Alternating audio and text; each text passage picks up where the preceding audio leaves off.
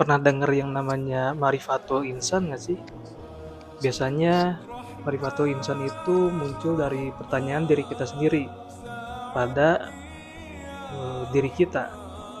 Jadi siapa sih aku sebenarnya? Untuk apa sih kita ada di dunia? Who am I?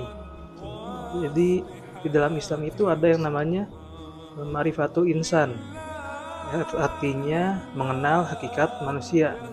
Jadi bukan hanya soal fisik semata, tapi siapa kita di hadapan Allah Subhanahu wa taala. Allah itu menciptakan kita dari tanah, lalu dia tiupkan ruhnya. Jadi manusia itu bukan sekedar daging dan tulang, ada bagian dari kita yang berasal langsung dari Allah. Seperti dalam surat Al-Hijr ya, ayat 29, maka apabila aku telah menyempurnakan kejadiannya dan telah meniupkan rohku ke dalamnya, menyungkurlah kamu padanya dengan bersujud. Lalu manusia diciptakan bukan tanpa tujuan. Allah berfirman dalam surat Az-Zariyat ayat 56, "Wa khalaqtul jinna wal insa illa liya'budun." Tidaklah aku ciptakan jin dan manusia kecuali untuk beribadah kepadaku. Tapi ibadah di sini bukan hanya tentang sholat ya.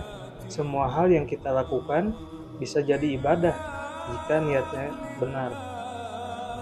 Lalu manusia punya dua sisi, ada jasad dan ada ruh. Jasad itu butuh makan dan istirahat. Nah, yang ruh butuh ibadah dan zikir.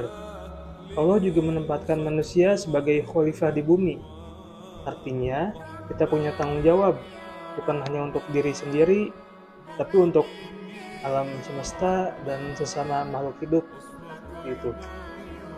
Jadi, mengenal diri sendiri itu dalam Islam bukan hanya sekedar kita mengetahui MBTI, zodiak, tapi tentang memahami dari mana kita berasal, untuk apa kita lahir di dunia, dan kemana kita akan kembali. Kalau kita sudah menemukan jawabannya, insya Allah hidup juga jadi lebih terarah.